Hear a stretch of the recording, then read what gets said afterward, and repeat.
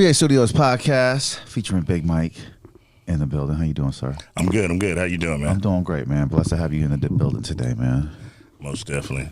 So, when I was an artist back in the day, I used to frequent this venue in San Jose, and it was a pretty big venue for all my artists that are 30 and over, man. Yeah. It's called UGMX. And yes. they had when you walk in, it was fascinating because you walk in the building. I think it was like you guys did something every Wednesday, right? Yeah. It was Wednesday with Rick Lee. It was Wednesday with Rick Lee. And Network. Yeah. Okay, Network. Go there. And then you walk in, and I forget the first part of the building. I think it's like a lounge area. It was a lounge area. And then from there, you walk down the hall, and then there's an office right in between that, and then you hit up the stage area. And the stage was so cool. It has a green screen behind there, and it has a music studio on the inside. So I love the layout of UGMX, man, because it was cool. It was underground. I don't even think Eminem's movie was out yet, was it? No, it wasn't. But it kind of gave me that feel, though, right? Yeah, like you go, and it's very underground. Because I remember to get into the event, it wasn't like a public thing. It was kind of like, and I felt like the cops were kind of giving y'all shit. We were pretty good with them until certain parties that we were allowing people to throw, and that's when it became kind of like hey Mike, we pretty much we rock with you, but you got to kind of like start screening who you bring in. Okay, yeah. And so fascinating shit. UGMX was out there for a while repping San Jose, man. And I think the biggest thing is that you were a studio in there, which looked player, and then you had the event space in there, which was very player. Something I always wanted to do here.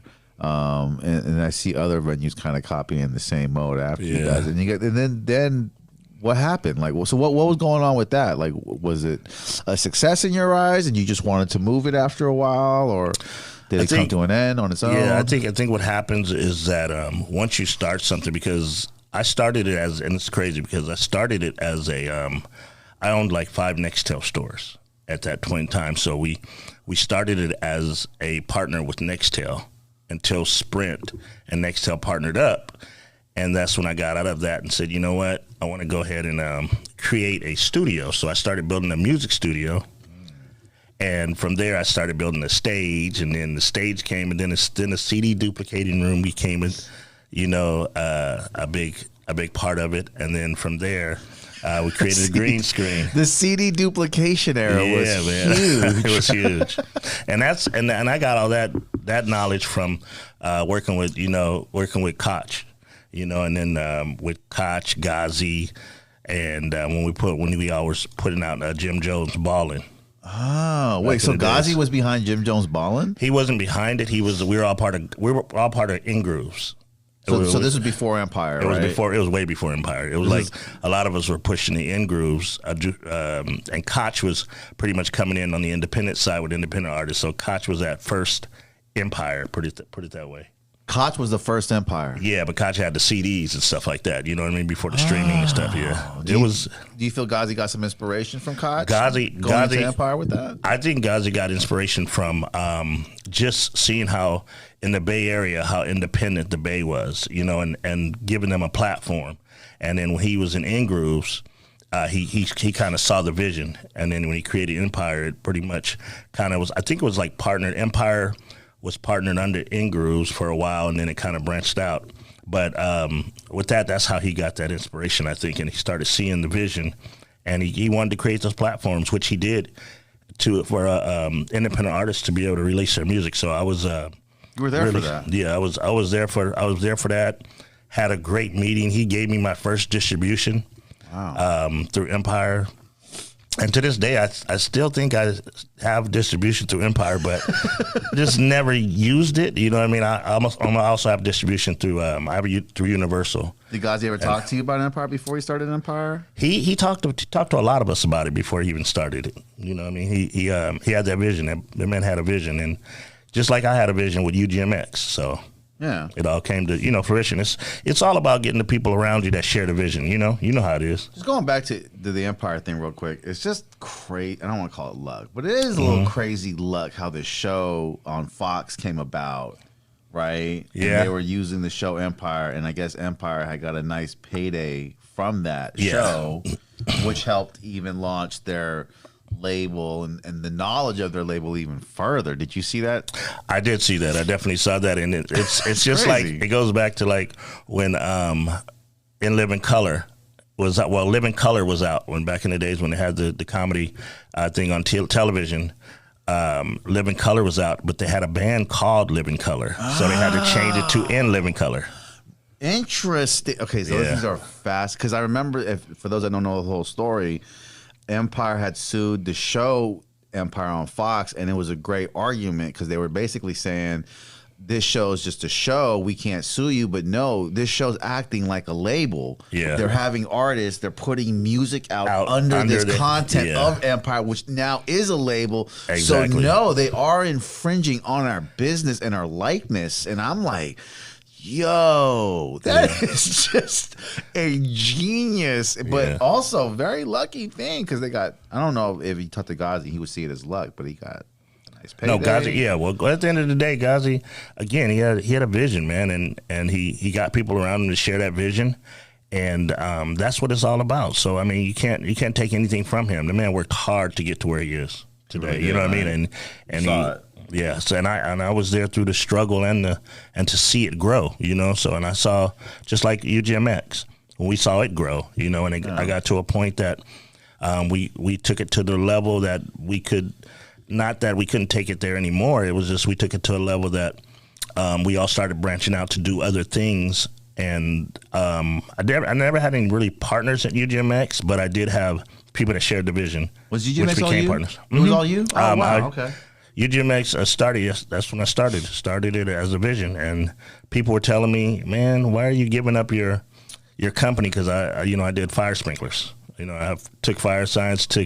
I took fire science in college, and I had my own fire sprinkler company, and I was making over $100,000 a year, and I quit that to make like UGMX. Quit that to do UGMX. Oh my God! And people were that's exactly what people were saying. Oh my God, what are you doing? But I never gave up, bro. No, I mean UGMX was big as an underground artist at the time. I think I was hanging on with this guy named D. Labrie. Yeah, D. Labrie. Yep, I know D. Labrie. Shout out to D. Labrie. Ultimate networker. Yes. And I had a very close friend named Cato at the time, and he was just telling me about UGMX, and then I learned about it, and the next thing you know, it's like this go-to hub. Yeah. And it was really one of the only hubs. Because there were hubs then, but very frequently few of them, I would feel like. And UGMX, well, I feel like to me, was probably the biggest, especially in San Jose. Yeah, it was. It definitely was. And I think there was rumors of you doing a UGMX San Francisco. Or UGMX. Yeah, I was branching it. I was gonna branch it. Yeah, I was gonna branch it out. But I could see it happening with the venue inside of the exactly a one-stop shop. Yeah, yeah, and that was the vision. It was kind of like that. Same thing, the franchise business. But at the same time, I mean, I'll never forget, I met with Too Short, and shout out to Too Short. And Too Short was like, man, you know, I like what you got going on over there, because he did a lot of photo shoots over there and stuff like that. And he's come through for open mics. And he said, I like what you're doing over there. I want to do something like that one day. And lo and behold, when he moved to LA, he built his own one-stop shop. See? And it was his whole vision, you know, and now you start seeing them all over the place. Now they're all over, like Noble Cinema. He just opened up a venue inside of his place, and we done it too. We have a little event space here, and even when I've done it, I'm like, this is like little UGMX shit, man. Like, it's all, man, it's you know. I look at it like this: no one can copy anything unless you do it first. That's great. And you know what I mean? And it's a humble way of thinking about it. And I've never been a hater. It's like anybody ever want to start something like that, it's like, look, bro, I got the whole formula. I can help you get it going. And I'm not hating on you at all, because I can utilize you as a resource one day. Who were some of the artists that used to hang around UGMX? D-Lo, Sleepy D, Lil Young Bari, Too Short, 40. E40. E40 came out there, hung out. D-Lo came out there, hung out. This is when his song was popping. I got D-Lo started. I put him on his first show. D-Lo's first show was at UGMX. D-Lo and Sleepy D. Yeah, D-Lo, Sleepy D. Yeah, Young Bari. And you can always go to YouTube and pull up UGMX with D-Lo and Young Bari, and it was a whole slew of artists that came through there. Audio Push, New Boys, Tyga. That's great. Tyga? Yeah. Tyga came to UGMA. Yeah, What did he do Tyga. with Did he record? Did he do a photo He shoot? was actually, because what we did is, when I was helping him develop throughout the Bay Area, when it was kind of flourishing, he came through, and then I did a concert. We did a concert, and then I also took him to Shoe Palace. That's when I was part of Shoe Palace. And we did an autograph Shoe Palace signing. was big It back was big. then. That's, man, I'm telling you, a lot of people don't Everyone know. went to Shoe Palace. Yeah, man. Everybody, we had everybody going to Shoe Palace, and we started at the flea market. You know That what was I mean? before Zoom It's, I think. Yeah. Right? Yeah. And then now I'm part of Chic. Shout out to Chic Shoes. Chic. Chic's yeah. the new hot one. Yeah, we're doing it big over at Chic right now. I You had had a partnership with Chic or something like that, or is that what's Well, going yeah, on? I'm the family. I'm part of the family. Chic Okay, Shoes. okay. You know what I mean? So. Yeah. So, and then what happened with UGMX? Why, Well, did you go to LA? Was that just a rumor? Actually, That was a we did. rumor. No. Actually, we did go to LA. Okay. We had a live-in space for artist development. They would come and they would live there for about a month, and then we would shoot a reality kind of show on it, and of their development, and we had that as content. So we started with. They were called the Rangers, and they started the whole jerk movement back in the days. Oh, and I was you're one a of those. Yeah, I was partners with Velato Footwear, and I seen that. yeah, and then Velato. Velato, and we put out. We had all the shoes on all the dancers and stuff like that. So why did you go to LA? I went to LA because, and this crazy story, because a lot of people were saying, "Oh, Big Mike, you're selling out. You're leaving to go there, move to LA, and you're not repping the Bay no more." But at the end of the day, It was the police. I become it wasn't even the police. It wasn't San Jose PD hating on the venue? Okay, that's no. what What I it was, thought. what it was the fact that I had become the executive talent scout for BET, Wild Out Wednesdays, and Freestyle Fridays. So what happened is that I started doing a lot of showcases, and LA was a place where a hub of BET was. So as I moved out there, it became really bigger and started opening up doors. And Yeah. and I tell people, a lot of people from the Bay, man, I left the Bay to get knowledge about this music industry and bring it back to help them. What's the difference between LA and the Bay in terms of music industry? Okay, in terms of You music seeing industry, it from your perspective. my perspective of the LA area and the Bay Area is that LA they have the bigger buildings. We, as in the Bay Area, we don't really have the business sense when it comes to how a music label should run or could run. But now it's easier now because of Ghazi with the Empire. But at first, that's why you never saw like Capitol, Warner Brothers, or Atlantic Records or anything like that out in this area, because of the fact that out in the Bay Area, it was kind of hard to we never knew the business, the aspect of the contracts and things of that nature, and streaming music, or even residuals by selling our music. Never, we were just more so out the trunk, hand to hand, and it wasn't really the barcodes were out back then. The scan codes, but we really weren't in like the Kmart's or the Targets or the Walmarts, and then that's when Koch came out and started helping with that. So that's the difference. Structure. And that's what it was. It's the structure. But it's part of it is that there's no structure and the artists aren't educated. Yeah, there's no more development. There's no more development. They used to have. They used to have budgets. They used to have budgets. Labels used to have budgets for developing an artist. 3 Times Crazy had one. Yeah, right? yeah. And even out there in the Bay Area, there is no development when it comes to artist development, because of the fact that no one wants to, as an artist, they never want to say that I'm being developed as an artist. What I mean? They already think they made it. But with technology and the cheaper cost to record yourself and all that, artists should be more developed, though. Yeah, I mean, you would think, but when Pro Tools LE came out, everybody thought they were an engineer. Yeah, totally. You know what I mean? Right. And that messed up a lot of the, because now me being on radio, I understand the frequencies. Yeah. I understand the how, if your song is mixed, or if it's kind of like you make sure that it's in right and left, or it's centered, and just because of the fact of once you load it into a program, it's gonna let you know if it's mixed or mastered. Well, it's weird. So like, in a sense, quality of music has gone down a little bit in terms of technical engineering, you could say, but the overall quality of music has gone up in terms of recording, right? Well, the equipment, the cost of it has gone down, but the quality. But the quality has it. Yeah, now it's easier to totally to sound like whoever you want to sound like. All you need is an Apollo, a laptop, a good mic, that phone that goes over the mic. Motel 6 room. You're good. And some blankets, some pillows, you good. And I hear Drake sending off songs to Khaled, and it's just like crazy good quality. So it's just like maybe artists aren't getting the budget to be developed, but they should be developed the way costs are going down. Yeah. Exactly. And that's just what that is. But what about the attitude between a Bay Area artist and LA? Are they the same? They have the same sketchiness? Or I feel like Bay Area artists are just a little bit more into themselves and they're harder to talk to. I don't know if that's fact. Though. I definitely, because they don't know the music industry structured of the industry, so it's kind of like they're not educated enough to be able to, because they're so used to going to get it themselves that they don't understand, like when it comes to a structured team, if it ain't your boys, it's, they don't, because I can tell every artist out there right now, I can go outside and throw a rock at a tree and an artist will fall out. That's automatic. 2 minutes later, his beat maker will fall out, and everybody has a friend in their ear saying, you're dope, you should be signed, you're the man, but none of those friends will ever buy your music. Yeah. They don't help you get your numbers up and your streams or anything. That's horrible advice. That's. I think it's horrible advice when a friend tells you you're worth all that. And I know it sounds fucked up, but like on the industry side, you see a lot of overvalue. Yeah. You see a lot of overvalue from artists overvaluing themselves, and it's like you're never going to put yourself in opportunity if you keep overvaluing yourself. That's no one wants to pay that up front. I challenge all the artists out there to, you guys can go get these. They're called drop cards. You can order drop cards. You can order 150 drop cards to 500 drop cards.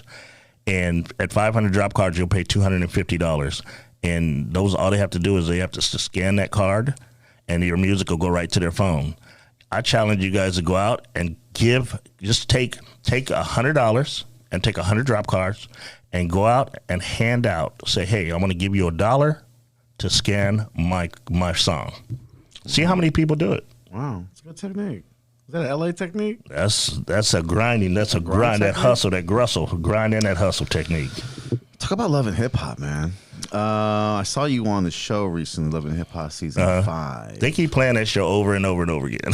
Well, you were on there giving some advice. Yeah, you buy some shoes to this lady. Yeah. So how did that work out? Did Love and Hip Hop contact you? Was it the lady that brought you in? The lady that brought you? It was actually an agent. They wanted to. They knew that I was into marketing artists and getting them marketing deals and different different items and stuff like that. So what they did is they got at me and they were like, "Man, this young lady wants to do a shoe line, but she doesn't know how to start it." So a friend of mine, shout out to Yo Yo. You guys that don't know her, she's the one that was with Ice Cube. You can't play with my yo-yo. Don't try to play me out. Don't try to, hey, I don't know nothing about that. You youngsters don't, but you guys need to Google it. Google yo-yo. Hey. But she brought me in and she was like, Mike, there's only one guy that I know that can help you with that. And she brought me in and they wanted to film it. And we filmed it and it turned. It was great. It was a great show. Yeah, great you're in premiere. the restaurant there, giving some game right there. Yeah, but at the end of the day, and I want to shout out to Apple Watts. Apple Watts was in a bad accident, but she's getting better. And shout out to her, Apple Watts. That was the young lady I was talking to. Oh, that's her name. On the Apple show. Watts? Apple Watts. Watts. Well, yeah, Apple Watts. Apple Watts. Shout out to Apple Watts. But we pray. You're always in our prayers. And we want to make sure that that you understand that and that was just a show that she ended up.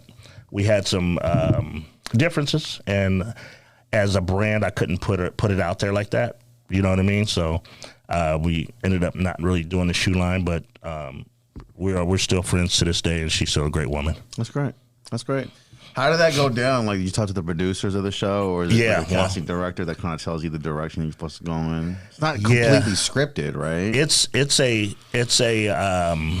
pretty much, they'll give you like a some bullet points, and you kind of just go off the whim of what you know. But and they at one time they were asking me to get some water thrown in my face, and I was like, that's what's not going to happen. I'm not going to be the guy on that. Hey, remember you're the guy that got the water thrown in your face. No, but that has some drama there, right? No, it's crazy that you say that because it's nothing against. I'm thinking like that. America's Got Talent, So You Think You Can Dance, stuff like that. The messed up part about a lot of that is, I may get in trouble for this, but it's all good. No, I get it. No, they got to find people that are bad to make it a show. You got to have solution and conflict, right? Yeah. You have to have that. And like with reality shows, you're not going to have problems every day. So you got to, and the thing is. And everything's not going to be glory. Yeah, and they got to set it up. But understanding their point of view, these things have happened in your life. We're just recreating them for the camera that's here because of the budget. So it makes completely sense. I know you're back and forth from LA a lot. Yeah, most definitely is. That's, at the end of the day, that's where a lot of the business is, especially when it comes to the music business. And what I do, I'm not only in music, but I work with a lot of youth as well. I do about over 200 schools a year, and I take out talent to showcase the talent, and plus being a part of Chic Shoes and having my own brand, Bmikerob Entertainment. It's, I travel a lot. So at the end of the day, when I do get a chance to go home, it's cool. It's cool to just relax sometimes, but I'm working all the time, man. Yeah. I'm working all the time. This is you can't sleep in this business. Do you feel like Bay Area artists should go to LA more? I think they should definitely go there, and I think the Bay Area should have more seminars than anything. Yeah, I've been wanting to throw a seminar, like people come and speak and we sit in. I don't know if artists will find value in that, though. But I think we need to. I think somehow, some way, me and you believe me, we need to get together and start. We can do it here. Yeah, we need to start it. And just come here. I don't care. Yeah, I don't care if it starts off with 2 or 3 people coming. The first one for free. Let's do it.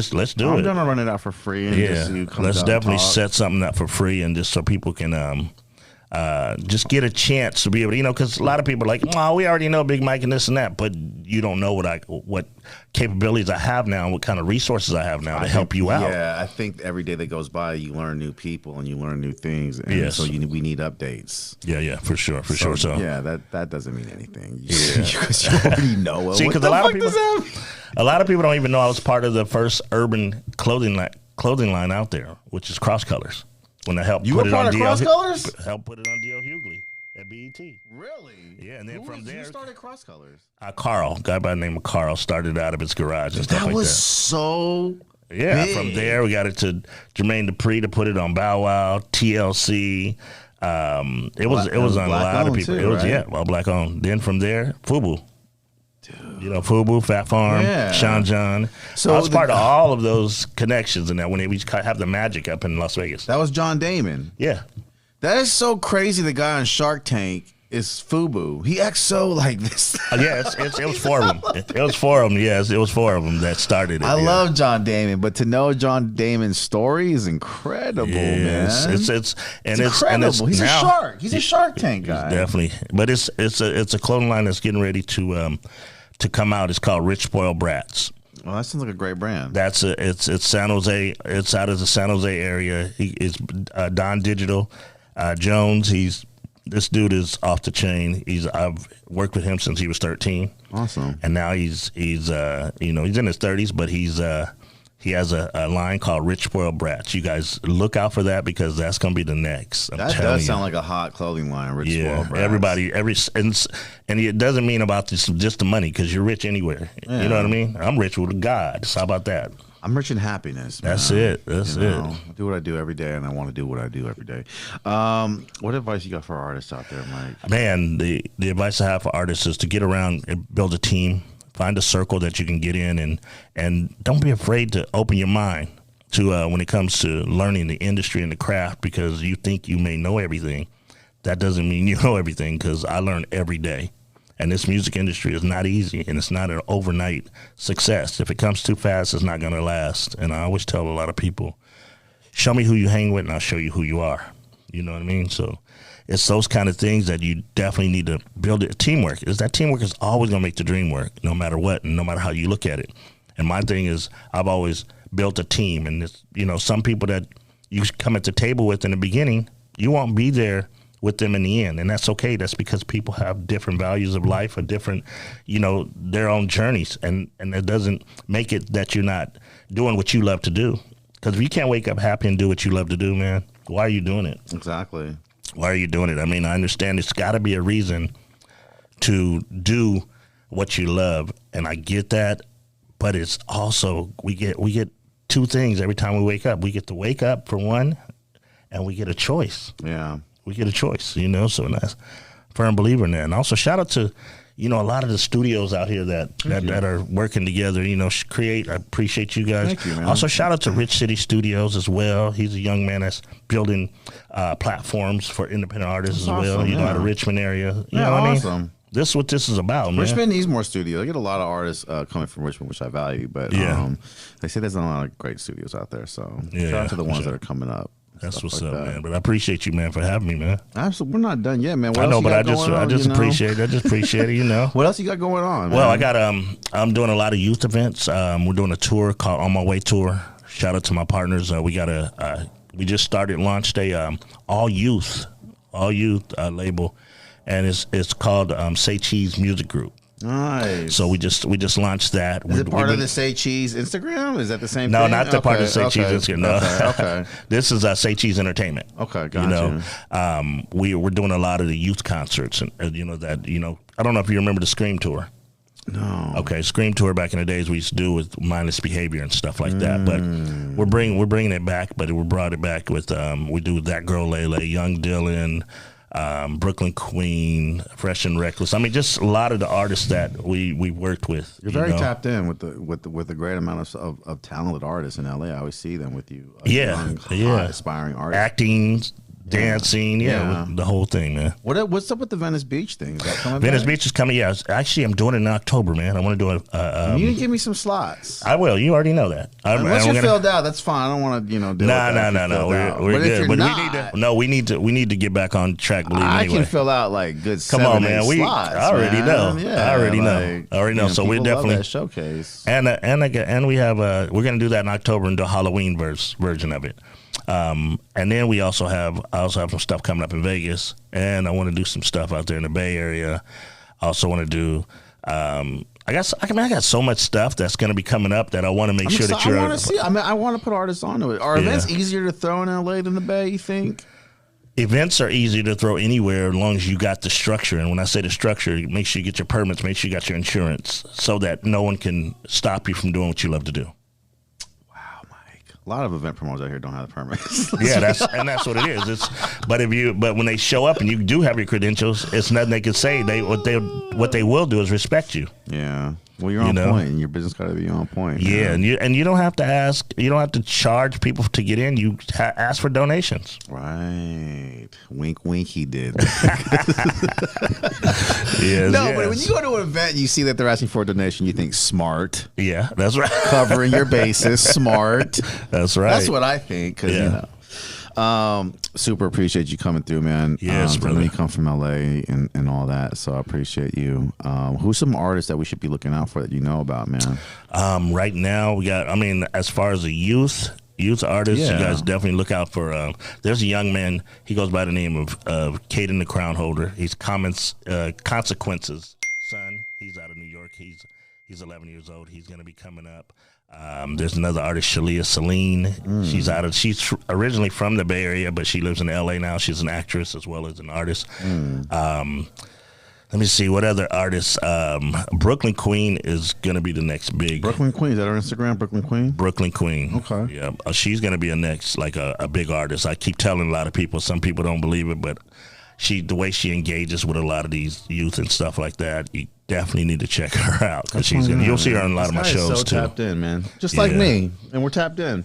That's what it is. And I thank you for reaching out to me when you have events and stuff going on. Every time I'm out in LA, you reach out and you tell me what's going on out there. So I super appreciate the hospitality when I'm out there and out in Los Angeles. Most definitely. I hate to cut it short. They got another podcast coming up, but I really appreciate Bmikerob for coming out, man. On Instagram, Bmikerob.